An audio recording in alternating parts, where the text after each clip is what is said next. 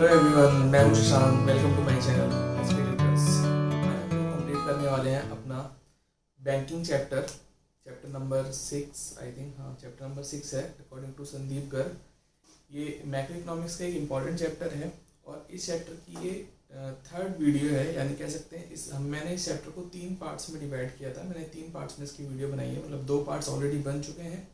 आपने अगर वो नहीं देखा है तो आप जाके देख सकते हैं। और थर्ड पार्ट आज हम कंटिन्यू करेंगे और इस वीडियो में हम ये चैप्टर कंप्लीट करने वाले हैं। वैसे तो ऑलमोस्ट 90% ये चैप्टर लास्ट वीडियो में कंप्लीट हो गया था, लेकिन थोड़ी थोड़ी चीज़ें थी। वैसे तो जो मैं अभी बताने वाला हूँ ये सिलेबस से ऑफिशियली तो डिडक्ट कर दिया है, लेकिन ये जो पार्ट है अगले चैप्टर्स में जब मॉनेटरी पॉलिसी आप पढ़ोगे वहाँ पर इनका यूज़ होगा, तो ये आपको अच्छे से आना बहुत ज़रूरी है। इसमें कोई भी कंफ्यूजन नहीं रहनी चाहिए। तो मैं उम्मीद करता हूँ आप लोग ध्यान देंगे और इस टॉपिक को अच्छे से समझेंगे और ये नहीं सोचेंगे कि ये टॉपिक कट गया है, क्योंकि आने वाले चैप्टर्स में ये टॉपिक वहाँ पर यूज़ किया जाएगा, तो वहाँ पर आपको कंफ्यूजन ना हो। और इस टॉपिक को हम अच्छे से कंप्लीट कर लेते हैं। और एक लास्ट टॉपिक है micro economic commercial banks and central bank में क्या डिफरेंस होता है, वो भी मैं इस वीडियो में कवर कर दूंगा। चलिए बिना किसी देरी के स्टार्ट करते हैं अपना चैप्टर। देखिए, मैंने ना लास्ट वीडियो में आपको 5-6 वो बताए थे फंक्शन सेंट्रल बैंक के क्या होते हैं। जैसे अथॉरिटी की करेंसी अथॉरिटी उसी के पास होती है, गवर्नमेंट का बैंक वही होता है, बैंकर्स का बैंक वो होता है, कंट्रोलर ऑफ मनी सप्लाई वही होता है, कस्टडियन ऑफ फॉरेन एक्सचेंज वो करता है। तो उसमें से ना एक फंक्शन था कंट्रोलर ऑफ मनी सप्लाई। जो मनी सप्लाई होती है इकोनॉमी में उसको कंट्रोल करने का काम आरबीआई का होता है, और आरबीआई इन 5 टूल्स का यूज करके मनी सप्लाई को कंट्रोल करता है। ठीक है, तो मनी सप्लाई इन टूल्स से कंट्रोल कैसे होती है हम 1 बाय 1 आज ये जानेंगे, और बिल्कुल आपको कोई कंफ्यूजन नहीं रहेगी कि इससे मनी सप्लाई कैसे कंट्रोल की जाती है। तो बने रहिए मेरे साथ इस वीडियो में और लास्ट तक जरूर देखिएगा, आपको कोई भी कंफ्यूजन नहीं बचेगी। देखिए, सबसे पहला टूल होता है सेंट्रल बैंक के पास रेपो रेट। भाई ये क्या भला है रेपो रेट? रेपो रेट का मतलब होता है, मैं आपको डेफिनेशन बता देता हूं। Repo rate is the rate at which central bank of any country lends money to commercial banks against some security for short term. ठीक है, जिस रेट पर सेंट्रल बैंक कमर्शियल बैंक को लोन देता है शॉर्ट टर्म के लिए, उसको हम बोलते हैं रेपो रेट। क्लियर हुई बात? भाई सेंट्रल बैंक कौन है? आरबीआई। और कमर्शियल बैंक कौन है? जो नॉर्मल हमारे सारे बैंक्स काम करते हैं, जितने आप लोग देखते हैं, state bank, ICIC, Punjab National Bank, ये सारे होते हैं हमारे कमर्शियल बैंक्स। तो इनका हेड हो गया सेंट्रल बैंक। तो इन बैंक्स को भी पैसों की जरूरत पड़ती है और ये सेंट्रल बैंक के पास जाते हैं पैसा उधार लेने। तो सेंट्रल बैंक इनसे कुछ इंटरेस्ट चार्ज करता है, और जिस रेट पे वो लोन देता है, जिस रेट पे वो लोन प्रोवाइड करता है, उसी रेट को बोला जाता है रेपो रेट। लेकिन शॉर्ट टर्म के लिए, अगर सेंट्रल बैंक शॉर्ट टर्म के लिए कुछ लोन देता है और उस पर कुछ रेट चार्ज करता है, तो उस रेट को हम बोलते हैं रेपो रेट। अब इससे कंट्रोल कैसे होती है मनी सप्लाई, वो भी सुन लीजिए। देखिए, रेपो रेट होता है जिस रेट पे सेंट्रल बैंक ने लोन दिया। मान के चलते हैं 5% पे आरबीआई कमर्शियल बैंक्स को लोन देता है। ठीक है, तो जब कमर्शियल बैंक्स को लोन 5% पे मिल रहा है, तो वो आगे 6% या 7% पे हम लोगों को देंगे, ऑब्वियसली देंगे। लेकिन अगर सेंट्रल बैंक ने रेपो रेट 5% से बढ़ा के 6% या 7% कर दिया, तो क्या अब हमें लोन 6% 7% पे मिलेगा? बिल्कुल नहीं मिल सकता, क्योंकि कमर्शियल बैंक भी एक्स्ट्रा इंटरेस्ट चार्ज करेगा। मान के चलते हैं 6% पे कमर्शियल बैंक को सेंट्रल बैंक या आरबीआई से लोन मिलता है, तो वो हमसे 7 या 8% चार्ज करेगा। तो पिछले इंटरेस्ट से ये इंटरेस्ट ज्यादा हो गया, तो इससे लोगों के बीच में क्या होगा, लोगों को ज्यादा इंटरेस्ट देना पड़ेगा और लोग थोड़े से पीछे हटेंगे, लोग लोन नहीं लेंगे, और मनी सप्लाई या जो कहते हैं मनी फ्लो को सेंट्रल बैंक बहुत इजीली कंट्रोल कर लेता है। ठीक है, फिर नेक्स्ट टूल जो होता है वो होता है, अच्छा रेपो रेट होता है, एक चीज और होती है रिवर्स रेपो रेट, वो आपके कोर्स में नहीं है, फिर भी मैं बता देता हूं। यहां मैं स्टार बना रहा हूं ताकि कोई कंफ्यूजन ना रहे।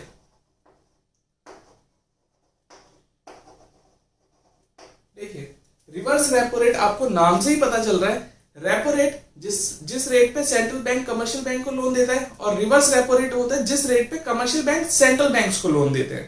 ठीक है, तो इससे कैसे मनी सप्लाई कंट्रोल हो सकती है? इससे भी central bank money supply control कर सकता है। वो कैसे? अगर कमर्शियल बैंक ने ये बोला कि भाई मैं अपना रिवर्स रेपो रेट बढ़ा रहा हूं, यानी मैं आपको ज्यादा इंटरेस्ट दूंगा अगर आप मुझे लोन देंगे, तो बैंक्स ग्रीडी होते हैं, उनको लगेगा भाई हमें यहाँ से ज्यादा इंटरेस्ट मिल रहा है, तो बैंक सारा पैसा किसको लोन दे देंगे? सेंट्रल बैंक को। लेकिन सेंट्रल बैंक बहुत स्मार्ट है, उसने करा क्या? वो थोड़ा सा इंटरेस्ट देके मनी सप्लाई को कंट्रोल कर रहा है, रोक दिया उसने मनी सप्लाई। कैसे? जब वो सारा पैसा कमर्शियल बैंक ने सेंट्रल बैंक को लोन दे दिया, तो उसके पास पैसा बचेगा लोगों को लोन देने के लिए? बिल्कुल भी नहीं बचेगा। तो सेंट्रल बैंक ने मनी सप्लाई को कंट्रोल कर लिया। फिर नेक्स्ट टूल आता है अपना बैंक रेट। देखिए, bank rate and repo rate are the same things, but repo rates are for short term. जो रेपो रेट्स होते हैं वो शॉर्ट टर्म के लिए लोन देने का जो रेट होता है उसको रेपो रेट बोलते हैं, और बैंक रेट होता है जब हम लॉन्ग टर्म के लिए, हम नहीं मतलब जब सेंट्रल बैंक लॉन्ग टर्म के लिए कमर्शियल बैंक्स को लोन देता है और जो रेट चार्ज करता है उसी को बोलते हैं बैंक रेट। ये भी बिल्कुल सेम इसी तरह से ही काम करता है। अगर बैंक रेट बढ़ा दिया जाए सेंट्रल बैंक के द्वारा तो क्या होगा? जो कमर्शियल बैंक्स हैं वो आगे लोन कम देंगे, क्योंकि उनको भी ज्यादा इंटरेस्ट चार्ज करना पड़ेगा। देंगे क्या? लोग ही लोन नहीं लेंगे, क्योंकि उनको ज्यादा रेट ऑफ इंटरेस्ट पे करना पड़ेगा। तो बैंक रेट से भी मनी सप्लाई कंट्रोल हो जाती है। तो दोनों टूल्स आपको समझ में आ गए। नेक्स्ट टूल है अपना open market operation. Open market operation का मतलब होता है कि जो गवर्नमेंट की सिक्योरिटीज होती है ना, वो सिर्फ सेंट्रल बैंक के पास अथॉरिटी होती है उसको बेचने और खरीदने की, इसमें कोई और काम नहीं कर सकता। तो गवर्नमेंट की सिक्योरिटीज के रेट में थोड़ा सा फेरबदल करके जो सेंट्रल बैंक है बड़ी स्मार्टली मनी सप्लाई को कंट्रोल करती है। कैसे? अगर गवर्नमेंट की सिक्योरिटीज या ट्रेजरी बिल्स जो होते हैं उनके रेट कम हो जाए, ये भी लोग खरीदते बेचते हैं ट्रेडिंग पर्पज से, जब रेट कम हो जाए तो लोग क्या करेंगे? फटाफट जाएंगे और उन सिक्योरिटीज को खरीद लेंगे। लोगों को लगेगा हम बहुत स्मार्ट है, हमने खरीद लिया, हमने सस्ते में खरीद लिया और अब हम इस पर मुनाफा कमा लेंगे। नहीं, लेकिन उनसे ज्यादा स्मार्ट होता है हमारा सेंट्रल बैंक। जैसे ही रेट कम होते हैं लोग खरीदने आते हैं, तो लोग खरीदने पे ये भूल जाते हैं कि उनको उसके बदले क्या देना पड़ रहा है? पैसा देना पड़ रहा है, मनी देना पड़ रहा है, करेंसी देनी पड़ रही है। और जैसे ही वो करेंसी सेंट्रल बैंक के पास पहुंचती है, मनी फ्लो या मनी सप्लाई जो होती है इकोनॉमी में वो कम हो जाती है, क्योंकि लोगों के पास पैसा बचा नहीं, उन्होंने किस में लगा दिया? ट्रेजरी बिल्स और सिक्योरिटीज खरीदने में लगा दिया, और मनी सप्लाई कंट्रोल हो जाती है। तो अगर सेंट्रल बैंक को लगता है कि मनी सप्लाई कम चल रही है, बढ़ानी है, तो क्या करेगा? रेट बढ़ा देगा। तो लोग क्या करेंगे? उनसे कहेंगे कि हम बेच रहे हैं। बेचने से क्या होगा? उनको लगेगा ज्यादा रेट मिल रहा है, लोगों के पास पैसा वापस आ जाएगा, वो मार्केट में खर्च करेंगे, मनी सप्लाई बढ़ जाएगी। ठीक है, तो ओपन मार्केट ऑपरेशन भी आपको क्लियर हो गया होगा। अब आता है लीगल रिजर्व रिक्वायरमेंट। इसकी डेफिनेशन है लीगल रिजर्व रिक्वायरमेंट। अगर आप लोगों को लिखना है तो लिख लीजिए।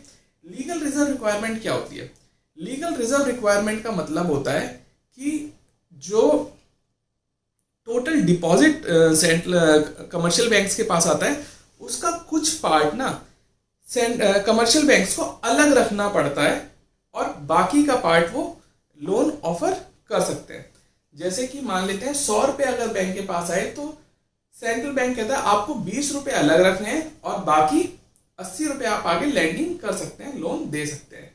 उस 20 रुपए में से भी दो तरह के रिजर्व होते हैं, एक होता है कैश रिजर्व रेशो और एक होता है स्टेटरी liquidity ratio. Cash reserve ratio वो रिजर्व होता है या वो रेशो होता है जो टोटल डिपॉजिट का कमर्शियल बैंक्स को सेंट्रल बैंक के पास रिजर्व रखना पड़ता है। देखिए समझाता हूं कैसे। मान के चलते हैं लीगल रिजर्व रिक्वायरमेंट आरबीआई ने बोला कि 20% करना है, तो 20% में से सीआरआर का होगा 5% और बाकी 15% होगा एसएलआर का। इट मींस जैसे 20 रुपए अगर रिजर्व रखने के लिए बोला है, तो 20 रुपए में से 5 रुपए तो रखेगा आरबीआई, यानी जितना रिजर्व आरबीआई के पास रखवाना पड़ेगा, सेंट्रल बैंक के पास रिजर्व रखवाना पड़ेगा, उसको बोलते हैं सीआरआर। और जो बैंक्स को अपने पास रखना पड़ता है, बैंक्स को कुछ पैसा अपने पास भी रिजर्व रखना पड़ता है, उसमें से वो लोन ऑफर नहीं कर सकता, उसी को बोलते हैं एसएलआर, स्टेटरी लिक्विडिटी रेशो। तो ये हो जाएगा 15 रुपीज। ये ज्यादा होता है, ये कम होता है, और देखेंगे तो दोनों का जो सम बन रहा है वो 20 रुपीज ही बन रहा है। तो आई होप आपको समझ में आ गया होगा कि लीगल रिजर्व रिक्वायरमेंट्स क्या होती हैं। अब चलते हैं मार्जिन रिक्वायरमेंट्स की तरफ। मार्जिन रिक्वायरमेंट का मतलब होता है कि जब आप लोन लेने जाएंगे तो आपको कुछ ना कुछ सिक्योरिटी उसके अगेंस्ट में रखनी पड़ेगी, ठीक है। तो अगर मान लेते हैं आरबीआई ने बोला कि आपका मार्जिन रिक्वायरमेंट 60% है, ठीक है, तो 60% का मतलब ये होता है कि आपने 100 रुपए की अगर सिक्योरिटी रखी है, नहीं बोला 40% है, तो आपने अगर 100 रुपए की सिक्योरिटी रखी है तो आपको सिर्फ 60% ही लोन मिलेगा, बाकी 40% उसका मार्जिन माना जाएगा, यानी इतना मार्जिन बैंक्स लेकर चलेंगे। अगर यही मार्जिन आरबीआई कहे कि हम बढ़ा रहे हैं भाई 40% से 50% कर रहे हैं, तो अब आपको लोन आपकी सिक्योरिटी का मान लेते हैं आप 100 रुपए सिक्योरिटी रखते हैं तो आपको लोन सिर्फ 50 रुपए का ही मिलेगा। तो पहले ज्यादा लोन मिल रहा था, अब कम लोन मिल रहा है, तो लोग क्या कहेंगे कि भाई हमें लोन नहीं चाहिए। जब मार्जिन रिक्वायरमेंट कम होगी, जब ज्यादा पैसा हमें हमारी सिक्योरिटी का मिलेगा, तभी हम लोन लेंगे। इसी तरह से इन पांचों टूल्स की हेल्प से सेंट्रल बैंक मनी सप्लाई को कंट्रोल करता है। अब फटाफट हम कमर्शियल बैंक और सेंट्रल बैंक में क्या डिफरेंस होता है आप लोग जानते हैं। सेंट्रल बैंक जो होता है एपेक्स बैंक होता है और कमर्शियल बैंक पब्लिक से डायरेक्ट डीलिंग करता है। इन दोनों में क्या डिफरेंस है हम डिस्कस कर लेते हैं। डिफरेंस लिख दिया है, central bank and commercial bank में क्या डिफरेंस होता है। सबसे पहले मीनिंग के बेसिस पर हम डिफरेंस करेंगे। जैसे कि मैंने आपको पहले भी बताया था कि अब 12th क्लास में जो भी आपको डिफरेंशिएट करना होगा आप मीनिंग के बेसिस पे ही या कुछ बेसिस पे ही आप डिफरेंशिएट कर सकते हैं। तो आपको पहले बीच में एक लाइन बनानी है जिन दोनों के बीच में डिफरेंस करना है और एक बेसिस का कॉलम बनाना है, ठीक है। जो पहला बेस है हमारा डिफरेंशिएट करने का वो है मीनिंग।